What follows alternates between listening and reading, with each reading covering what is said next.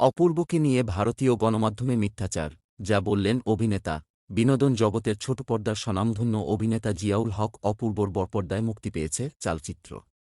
গতকাল শুক্রবার ২ ডিসেম্বর কলকাতায় প্রথম সিনেমাটি মুক্তি পেয়েছে। এটি পরিচালনা করেছেন প্রতিম ডি গুপ্ত। কথা ছিল, এদিন কলকাতায় গিয়ে সিনেমার প্রিমিয়ারে উপস্থিত থাকবেন অপূর্ব।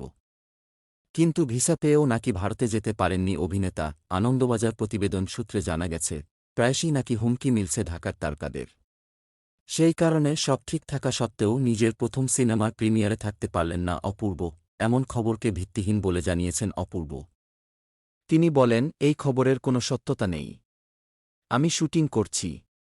আগে থেকে শুটিং শিডিউল থাকা ইচ্ছে থাকা সত্ত্বেও সিনেমাটির প্রিমিয়ারে অংশ নিতে পারিনি। এ মুহূর্তে শুটিং স্পট থেকে কথা বলছি। তিনি আরও বলেন, সিনেমার প্রিমিয়ারে উপস্থিত থাকা প্রসঙ্গে আমার সঙ্গে যোগাযোগ করেনি। তাদের নিউজেও আমার কোনো বক্তব্য নেই।